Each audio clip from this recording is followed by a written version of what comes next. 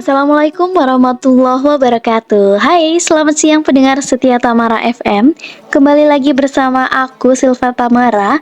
Kali ini kita akan membahas tentang bincang-bincang sejarah. Nah, kali ini daerah mana sih yang akan kita ulas?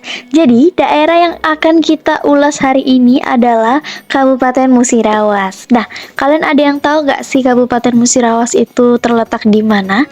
Jadi, Kabupaten Musirawas itu adalah salah satu kabupaten yang terletak di Provinsi Sumatera Selatan, Indonesia.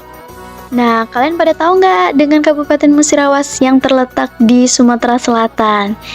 Kabupaten Musirawas sendiri, ibu kotanya adalah Muara Bliti, di mana sebelumnya ibu kota kabupaten tersebut adalah kota Lubuk Linggau, namun pada akhirnya Lubuk Linggau mekar menjadi kota tersendiri pada tahun 2005.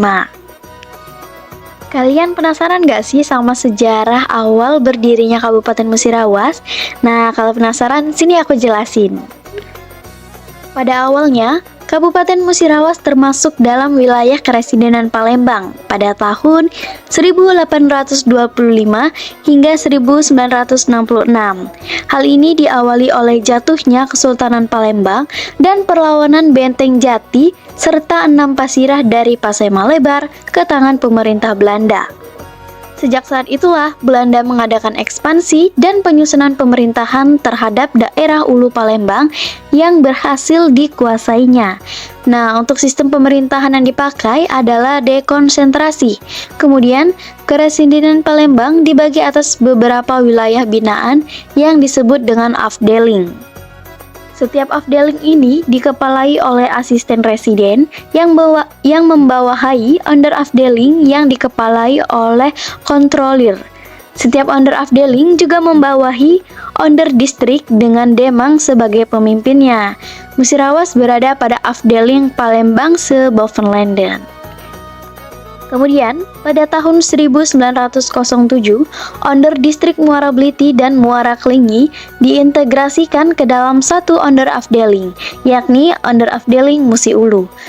Pada tahun 1933, jaringan kereta api dengan tujuan Palembang, Lahat, Lubuk Linggau dibuka pemerintah Belanda. Hal inilah yang menyebabkan dipindahkannya ibu kota of Musi Ulu, Muara Bliti, ke kota Lubuk Linggau, yang kemudian menjadi cikal bakal ibu kota Kabupaten Musirawas.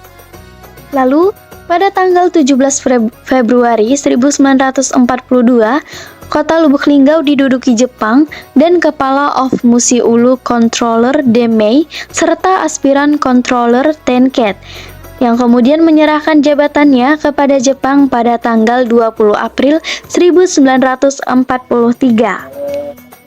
Nah, kemudian Jepang ini mengadakan perubahan instansi dan jabatan ke dalam bahasa Jepang. Nah, kemudian perubahan inilah yang menjadi titik tolak hari jadi Kabupaten Musirawas. Perubahan nama tersebut antara lain Onder Afdeling Musu Ulu diganti dengan nama Musi Kamigun dipimpin oleh Guntoyo, sedangkan Ofrawas diganti menjadi Rawas Gun. Setelah berbicara sejarah, sekarang kita beralih ke keadaan alam di Kabupaten Musirawas. Nah, kalian mau tahu nggak sih gimana keadaan alam di sana? Sini aku jelasin. Secara umum, wilayah Kabupaten Musirawas memiliki topografi yang sangat beragam, mulai dari dataran rendah hingga dataran tinggi. Ketinggian wilayah kabupaten ini berkisar antara 25 sampai 1000 meter di atas permukaan laut. Nah, keadaan tanah di Kabupaten Musirawas ini sangat cocok untuk perkebunan, khususnya perkebunan karet. Hal inilah yang sangat mendukung perekonomian masyarakatnya yang banyak menggantungkan penghidupan pada perkebunan.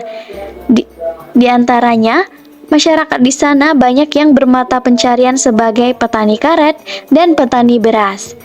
Keadaan tanah di Kabupaten Musirawas ini terbagi atas beberapa jenis nih. Kalian mau tahu nggak apa aja jenisnya? Yaitu ada jenis aluvial, litosol, asosiasi latisol, regosol, persolik, dan asosiasi persolik. Ternyata beragam banget ya tanah di sana. Wajar aja nih masyarakatnya banyak yang berkebun.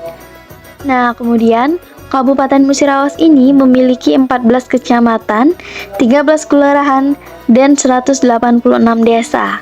di mana pada tahun 2017 jumlah penduduknya sebesar 408.597 jiwa dengan luas wilayahnya 6.350 km persegi dan sebaran penduduknya 64 jiwa per kilometer persegi. Banyak ya. Setelah membahas sejarah dan keadaan alam di sana, sekarang kita beralih ke kuliner khas Musirawas. Kalian tahu nggak sih apa kuliner khas Musirawas tersebut? Jadi, makanan khas Musirawas itu adalah pindang patin. Nah, kalian tahu kan ikan patin?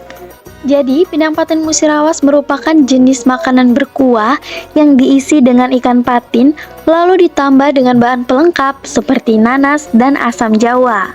Pindang patin Musirawas tersebut memiliki rasa asam dan pedas dengan warna kuah yang sedikit kemerah-merahan.